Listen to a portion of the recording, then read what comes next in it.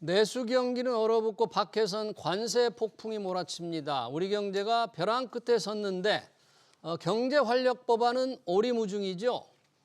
삿대질만 하는 여야 대표와 리더십 공백으로 휘청이는 정부의 대통령 권한 대행이 모처럼 한자리에 앉았습니다. 국민들에게 과연 희망을 줄지 토론해 보겠습니다. 더불어민주당 광주광역시 동남 을구를 지역구로 둔 안도걸 의원 그리고 신세돈 숙명여대 경제학부 명예교수 나오셨습니다. 어서 오십시오. 네, 안녕하십니까. 반갑습니다. 네.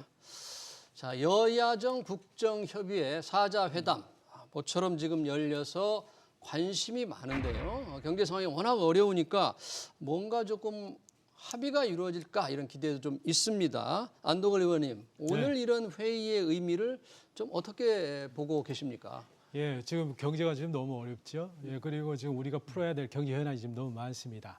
오늘 회의에서 정말 국민들이 바라는 그러한 속 시원한 어떤 해결책이 좀 돌파구가 좀 마련되었으면 좋겠습니다. 네, 그러네요. 속 시원한 돌파구 주요 의제가 있는데 좀 뭔가 합의를 찾기를 좀 기대하는 마음을 말씀해 주셨는데 주요 의제 저희가 반도체 특별법, 추경 예산 그리고 국민연금개혁 세 가지로 잡아봤습니다. 먼저 반도체 특별법부터 좀 보겠습니다. 반도체 특별법은 반도체 산업에 대한 지원, 국가 간 패권 경쟁이 치열하기 때문에 지원을 해보자는 건데 여기서 중요한 게 지금 주 52시간 적용 R&D 인력을 좀 에는 예외를 하자. 주 52시간 까다롭게 하지 말자인데 이 부분에서 이재명 민주당 대표가 조금 유연한 입장을 보이다가 다시 물러서고 조금 혼선을 좀 보이고 있는 것 같은데 자 52시간 예외 적용 신세돈 교수님 반도체 산업위에서 꼭 필요합니까 예외 적용?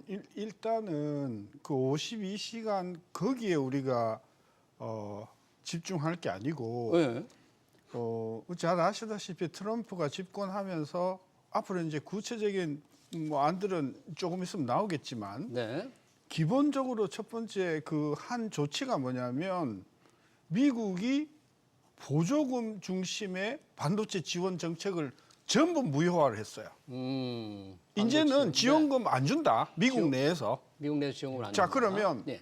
그런 상황에서 만약에 한국이 반도체에 대해서 지원금을 준다고 하면 네. 트럼프가 가만히 있겠어요? 자기는 지원금을 안 주는데. 네, 그러니까 대세는 네. 반도체든 뭐 자동차든 뭐 에너지든 뭐든 간에 지원금 주지 마라. 바이든 정부에서 줬는데 예, 이제 안 주겠다. 안 주겠다. 예. 그러면 기본적으로 트럼프가 추구하는 건 뭐냐면 정부가 지원금을 주는 것 자체가 미국이 생각하고 있는 패러다임에 배치된다는 거죠. 예. 자, 그런데 우리는 지금 여기 앉아가지고 지원금 주는 걸 합의를 한단 말이에요. 예. 설사 합의를 했다고 치자고요. 트럼프가 가만히 있겠냐고요. 기본적으로 트럼프 정부가 지향하는 5대 축이 있는데 예. 그 5대 축 중에 하나가 뭐냐? 네. 규제 완화예요. 규제 완화. 네. 따라서 52시간 문제에 우리가 발목을 잡을 것이 아니라 기본적으로 지금 무역이나 반도체 산업의 패러다임이 규제 완화로 간다. 규제 완화로 그런 가니까? 관점에서 우리가 요 52시간 문제뿐만이 아니고 대한민국의 산업 정책 전반에 걸쳐서 바이든 시대는 끝났다 이제. 네. 이 트럼프 시대가 규제 완화를 추구하는 것이다라는 관점에서 저는 52시간 문제는 당연히 우리가 예외를 적용해야 되는 것이지만 네. 전반적으로 우리가 그 노동시장이라든지 또는 뭐 여러 가지 지원금에 대한 정부의 어떤 지원 내지 규제를 철폐하는 게 트럼프의 기본적인 정신이다. 네. 저도 그게 옳다고 생각하진 않아요. 그러니까 그에 맞춰서 우리도 그렇게 해야 된다는 해야 얘기죠. 된다. 자, 이제 알겠습니다. 그걸 강조하고 싶습니다. 네, 트럼프 대통령이 이제 이런 산업에 대한 지원금을 조금 없애는 추세니 그에 맞추고 규제 완화 차원에서 52시간 R&D 인력의 예외를 해야 된다. 그 부분을 포함해서 지금 말씀을 강조해 주셨는데 민주당에서는 이재명 대표가 이 부분에 대해서 몰아서 일을 하고 네. 조금 예외 적용하는 유연한 입장이었는데 지금은 완전히 물러선 것 같습니다. 입장이 어떻게 됩니까? 물러선 게 아니고요. 이 문제 해결을 위해서 굉장히 고군분투하고 계시는 거고 계속 그 문제 해결은 끝난 게 아니고 앞으로도 계속 될 것이다 이렇게 말씀드리고요. 네. 주 52시간 문제는 현장에서 굉장히 극심한 있지 않습니까? 네. 입장 차이가 있는 거 아니겠습니까? 현장 입장 차이가 있다. 그렇죠. 사업자의 경우에서는요. 그 고난도 기술 개발 위해서는 좀 더 집중적이고 몰입적인 있잖아요. 그 근로가 필요하다. 네. 그래서 현재의 제도로서 있지 않습니까? 한계가 좀 있다라고 주장을 좀 하고 있습니다. 분명 일리가 있습니다. 그렇지만은 노동계 입장에서는 연구개발이라는 것은 양보다는 질이다. 좀 이렇게 하고 있고요. 현재 근로기준법에서 근로시간 예외를 하는 조항들이 있고 현재. 실제 삼성전자나 하이닉스가 그걸 또 이용을 하고 있거든요. 예. 만약에 이런 부분에 부족함이 있으면은 관련 규정을 좀 보완하면 되지 않겠느냐라는 거고 지금 이제 정부 여당에서는 반도체법에 네. 이제 관련 예외 규정을 넣자라고 하는데 그러면은 반도체법에서 예외를 주기 시작하면은 다른 전략 산업들에서도 다 있지 않습니까? 예외를 두게 되고 이렇게 되면은 이제 근로기준법상의 이제 근로시간 준수라는 문제가 형해될 수 있다는 이런 여러 가지 기술적인 좀 문제가 있습니다. 따라서 이러한 문제는 당장 있지 않습니까? 이루어질 수는 없는 거고 대안을 좀 더 현장의 실상을 정확히 보고 대안을 좀 더 마련하는 이런 과정이 필요하다라고 해서 이 문제 조금 시간을 두고 계속 보자. 그런 상황에서 현재 반도체법 통과 시급하지 않습니까? 그러니까 네. 다른 부분들 이미 여야 간에 합의가 된 사항들, 뭐 재정 지원의 문제라든가 세제 지원의 문제라든지 여러 가지 인프라 지원에 관한 문제부터 우선 합의가 되었으니 이부터 통과를 시키고 주 52시간 근로제의 문제는 다음 단계에서 계속 논의해가자라는 그런 입장이죠. 네, 주 52시간 문제에 매달리다가는 반도체 특별법 그렇죠. 자체가 네. 공중에 떠 있기 때문에 그걸 뺀 것부터 먼저 통과시키자. 네. 그거는 게 이제 민주당 네, 입장이다 이런 거잖아요. 네, 그리고 이재명 대표께서 주 52시간 문제에 대해서 끝장 토론했거든요. 그래서 사용자 또 그 근로자 측의 이야기를 다 들었어요. 네. 예, 그러면서 대안도 제시를 좀 한 거죠. 현실적으로, 중요한 것은 사실상 이런 문제를 정부 여당이 나서서 해야 되죠. 야당 대표가 나서서 할 다음 순서인 거죠. 그만큼 그렇지만 진정성을 가지고 이 문제에 대해서 민주당 그리고 이재명 대표가 진심으로 있지 않습니까? 해결하는 노력을 하고 있다라는 부분을 높이 사야 된다 저는 생각합니다. 네, 알겠습니다. 여튼 민주당의 현재 입장은 52시간 예외 적용을 반도체 특별법에 담는 거는 좀 빼고 다른 것만 우선 통과시키자. 네. 그런 거거든요. 지금 그렇게 말씀해 주셨는데 그렇게라도 해야만 반도체 산업 지원을 그래도 조금이라도 할 수 있으니까 중요한 논쟁적인 건 빼고 하자. 그 안에 대해서는 어떻게 보세요? 뭐 고안만 놓고 보면 뭐 탓할 게 없죠. 그렇게 근데 할 수, 저는 뭐 그게 지금 여당도 그렇고 지금 그 민주당 야당도 마찬가지로 저는 안타까운 게 뭐냐면 2024년도 산업별 예. 생산 통계가 나왔어요. 작년 생산 통계가요? 네. 그래서 2019년을 100으로 놓고 예. 2024년도의 생산량을 제가 비교를 해봤거든요. 어떻게 오늘 나왔어요? 아침에 그랬더니? 했어요. 4개 산업만 100을 넘었어요. 오. 그 중에 하나가 반도체고 반도체, 자동차예요. 자동차. 네. 네. 나머지 25개가 100 미만이에요. 2019년보다 생산이 적다는 거예요. 그러면 아니 대한민국에 반도체만 산업이냐는 거예요. 전 그런 입장에 대해서 전 민주당이 굉장히 전 통찰해야 된다고 생각합니다. 예를 들면 가구 산업 같은 경우는요. 네. 50이 안 돼요. 아. 가구, 네. 섬유. 섬유. 네. 그러니까 그 리스트 제가 필요하면 제가 보내드릴 텐데 그래서 저는 국가가 너무 반도체만 지원하다 보니까 예. 대한민국의 다른 제조업 자체는 지금 형편없이 지금 네. 어려운데 지금 경제가 어려운 원인 중에 하나가 예. 하는 중에 하나가 그런 그 우리나라 소위 전통 산업이 지금 굉장히 어려운데 예. 그런 부분을 왜 외면하고 반도체만 사람이냐? 저는 그런 면에서 반도체 논의하는 건 좋은데 그렇지만, 이번에 아젠다에 지금 2019년에 비해서도 형편없이 떨어지는 그런 산업에 대해서도 다른, 좀 균형 있게 배려를 해줘야 그게 정치권의 역할이 아닌가. 알겠습니다. 저는 그런 면을 제가 좀 고집고 네, 싶어요. 이제 반도체 R&D 인력 52시간 예외 적용을 말씀하시면서 반도체 이외의 지금 산업이 부진한 부분을 좀 전반적으로 우리 정치권이 조금 보듬어안고 활성화를 할 수 있는 방안을 좀 생각해 달라는 거니까요. 좀 감안을 해주시고 네네. 저희가 뭐 지금 반도체 특별뿐만 이슈가 있는 건 아니에요. 또 하나 중요한 게 지금 추가 경정 예산 편성입니다. 이 부분 야당이 조금 적극적인 편입니다. 추경 예산을 빨리 편성하자. 그런데 이 부분에서도 지금 쟁점이 있어요. 여기 전 국민 25만 원 민생 지원. 이게 야당의 이재명 대표가 이제 내건 제안인데 이것도 입장을 조금 포기할 수 있다. 아니다. 다시 넣었다. 조금 국민들이 보기에는 이 전국민 25만 원 지원에 대해서 이재명 대표 또 민주당의 입장이 혼선이 있는 것처럼 보입니다. 혹시 민주당에서 어떻게 이 부분 좀 말씀해 주실 수 있을까요? 예, 뭐 혼선이라고는 저는 보지는 않고요. 지금 어떻게 보면은 민주당은 이 문제에 대해서는 굉장히 일관된 입장을 가지고 있다 이렇게 좀 생각합니다. 일관된 입장이 네. 뭔가요? 네. 지금 굉장히 경제가 어렵죠. 네. 특히 내수가 굉장히 어렵습니다. 네. 그리고 내수 경제의 어려움은 지금 소상공인들에게 직격탄을 좀 날리고 네. 있죠. 소상공인들의 폐업자 수가 100만 명을 좀 넘어갑니다. 그리고 소상공인들의 평균 소득이 최저임금 수준에 예. 미달하신 분들이 70%를 차지하고 지금 소상공인의 부채가 1,100조를 넘어가고 예. 연체율이 있잖아요. 네. 11%를 넘어갑니다. 예, 이게 보통 있지 않습니까? 통상 금융기관의 연체율에 비해서 7, 8% 정도, 7, 8배가 좀 되는 좀 이런 상황입니다. 이 어려운 상황을 어떻게 자시할 수 있겠습니까?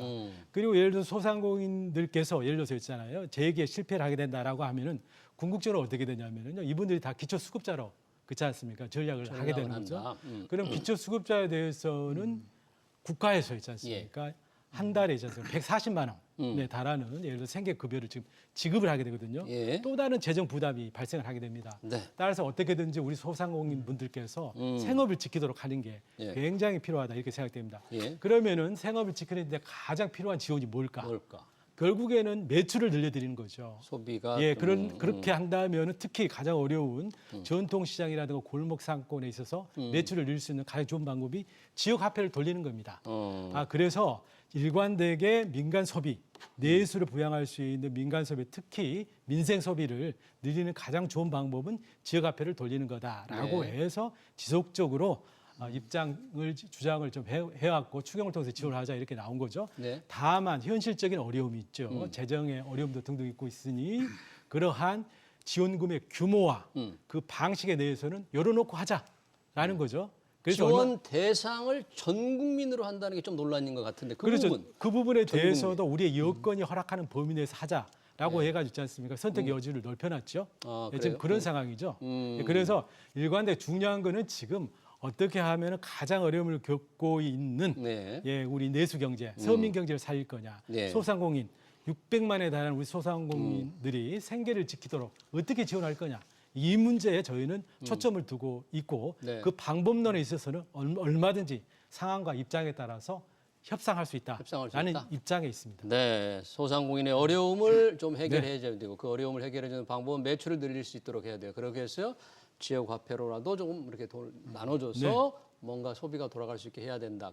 그 방안으로 제시한 게 전국민 25만 원인데 아직 그 부분은 조금 협상의 여지가 있다. 그렇습니다. 열어놨다 그런 네네. 얘기인데 제가 자, 이 부분은 우리 신세동 팩트를 하나 제기를 할게요. 네, 어떤 지금 소상공인들이 벌어들이는 소득은 근로소득이 아니라 사업소득이겠죠. 그렇죠. 네. 사업소득이요. 지금 이제 금년 통계가 다 나오진 않았어요. 부분적으로 3분기까지 나왔는데 네.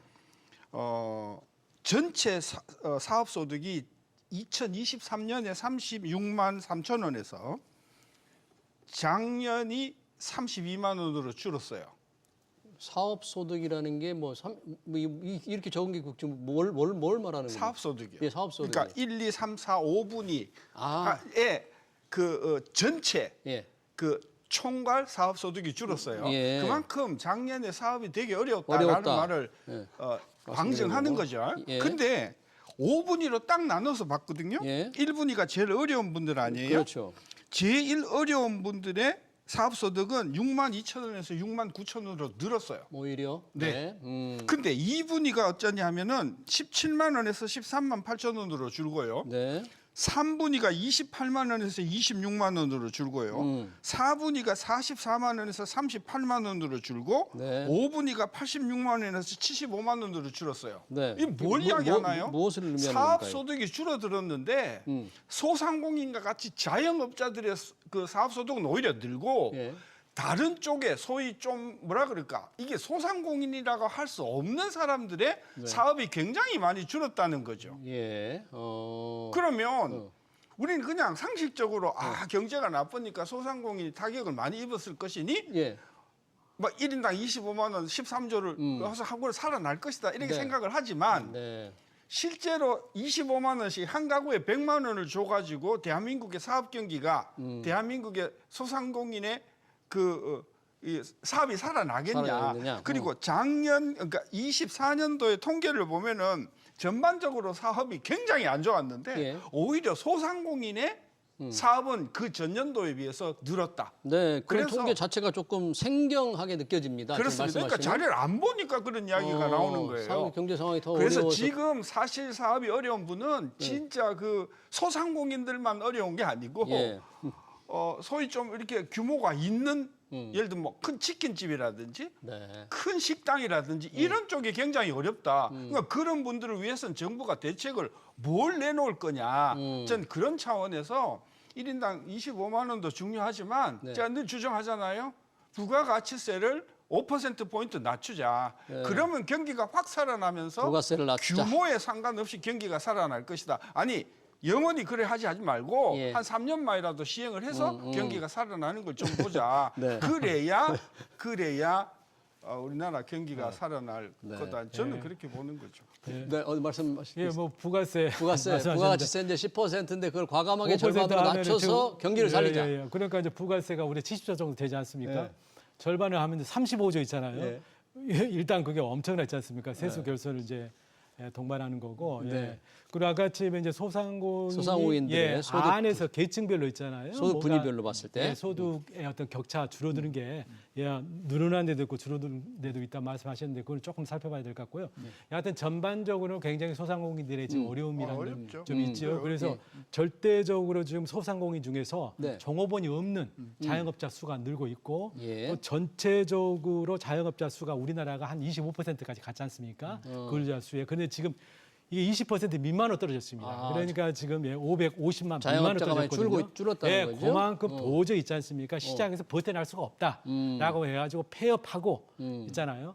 하는 분들이 많다. 네. 이거는 현실인 것 같습니다. 네. 전 국민 25만 원 이게 전 국민 이제 상당히 그 논란이 됐던 건데 그 부분에 대해서 뭐 추경이 안 이게 걸림돌이라면 이재명 대표가 뭐 이거 청년 일자리를 포기할 수 있다는데 그 부분을 또 선명하게 얘기를 안 하니까 국민들이 전 국민한테 다 나눠주는 걸 끝까지 고집하는 거 아닌가 이렇게 좀 생각을 하는 거죠. 예, 그런 부분에서 분명히 이제 선택의 여지를 있지 않습니까? 지금 남겨놨고 저희들이 또 대안으로 있지 않습니까? 보암적 대안으로 내세우는 게 이제 여러 소비 촉진책이 있습니다. 먼저 그 지역화폐 있지 않습니까? 지역화폐. 예, 지역화폐에 대해서도 할인을 좀 10% 정도 하자라는 거거든요. 예. 이거는 저희들이 굉장히 어려웠을 때 다 이미 적용해가지고 검증이 된 네. 겁니다. 코로나 때 저희가 이게 지역화폐가 28조까지 늘어났었습니다. 예. 그때 정부가 할인 비용을 있지 않습니까? 5% 할인 비용을 국고에 지원했거든요.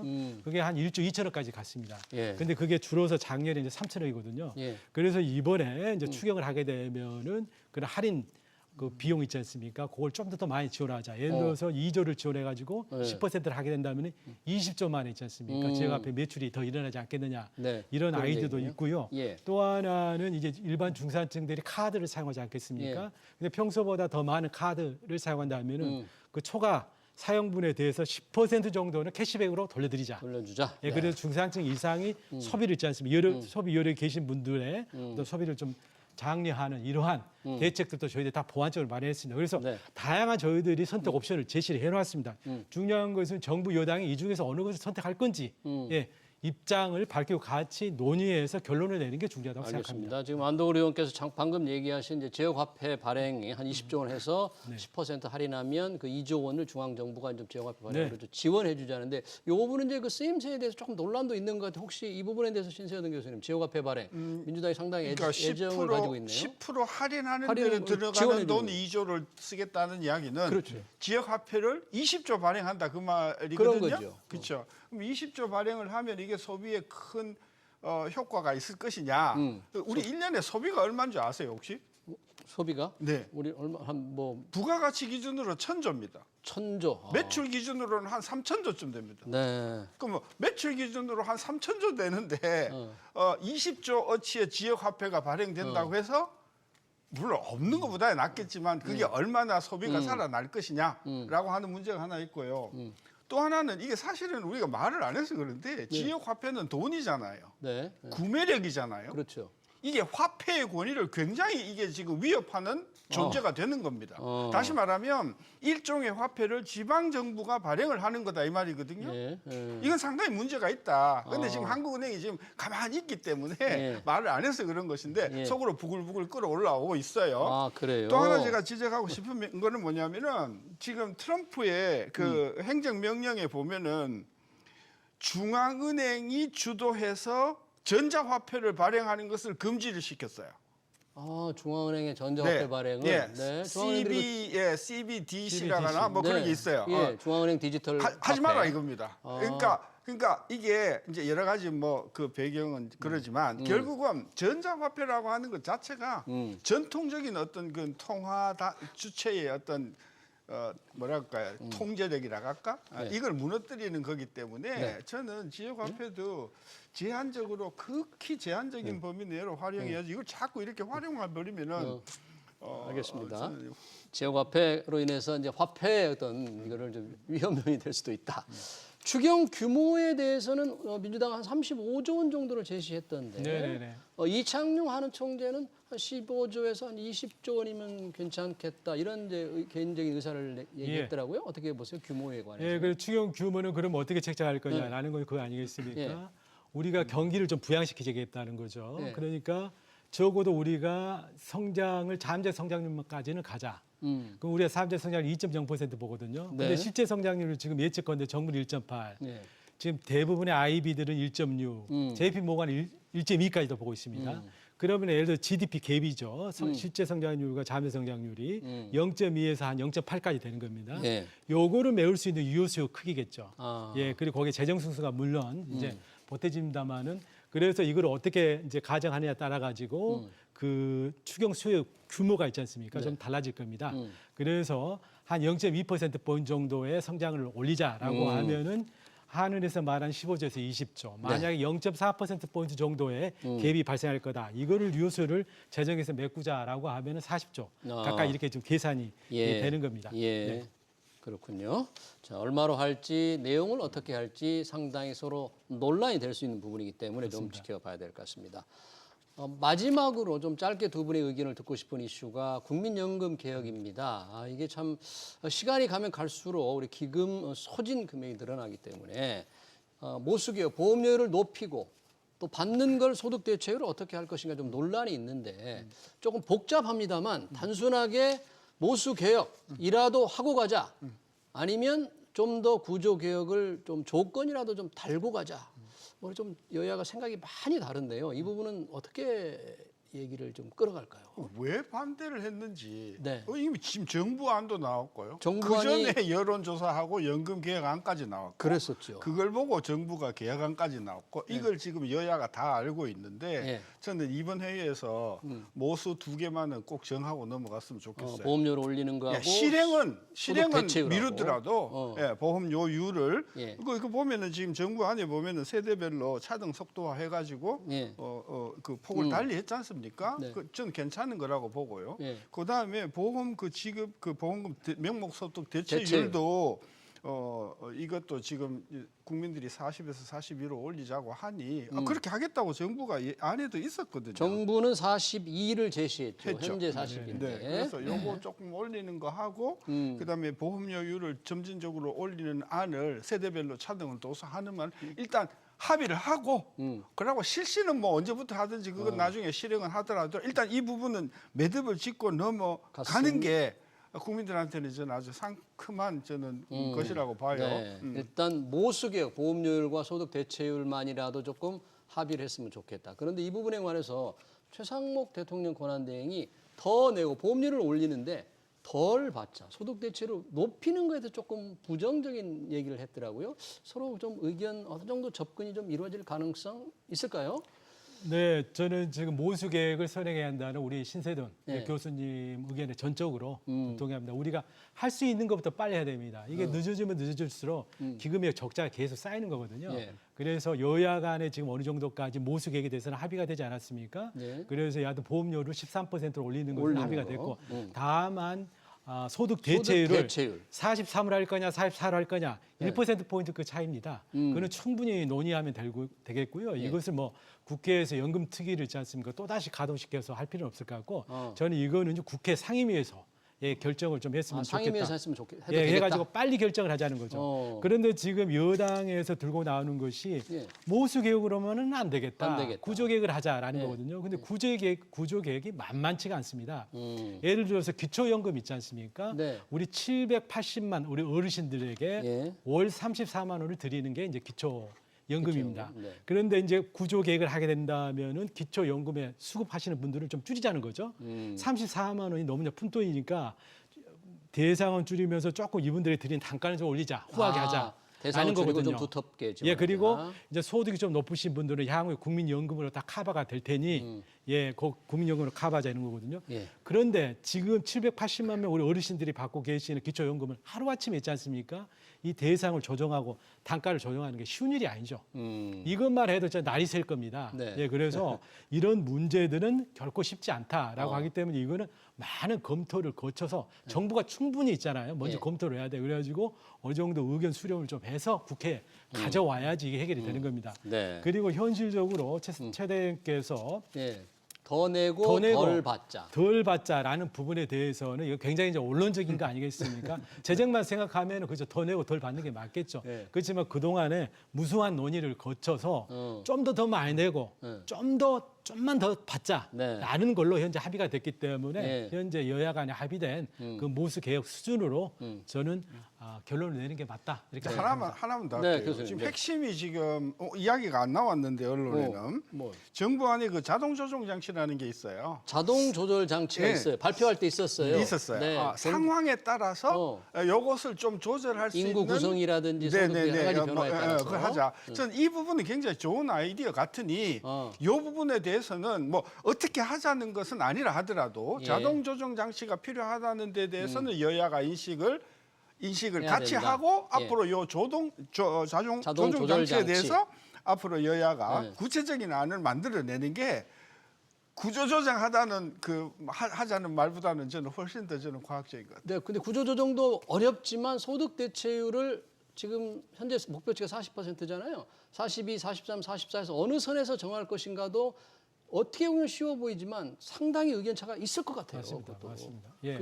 제가 이 대목에서 한 가지 좀 뭡니까 첨언하고 싶은 게 있다면요. 지금 모수 개혁도 중요하지만은 국민연금의 운용의 수익률을 높이는 게 굉장히 중요합니다. 수익률. 네. 지금 저희가 적립금이 한 1,200조 되거든요. 1,200조에서 10% 하면 있지 않습니까? 그게 얼마 12조지 않습니까? 네. 그래서 예를 들어서 1%만 아니 올리면? 1%만 올리면 예를 들어서 그게 12조. 12조. 예, 12조에 있지 않습니까? 수익이 증가되는 거거든요. 그래서 1%의 수익률을 높이게 되면은 그거를 보험료를 2% 포인트 올리는 효과가. 알겠습니다. 그리고 기금 고갈 연도를 4, 5년 늘리는 거거든요. 네. 그래서 기금 운용 수익률 제고에도 같이 우리가 있잖아. 관심을 가져야 한다고 생각합니다. 네, 잘 알겠습니다. 국민연금 추경 반도체 특별법 모처럼 만난 여야 정의 합의를 좀 이뤄내기를 기대해 보겠습니다. 지금까지 더불어민주당의 안도걸 의원 그리고 신세노 숙명여대 경제학부 명예교수였습니다. 고맙습니다. 네, 감사합니다.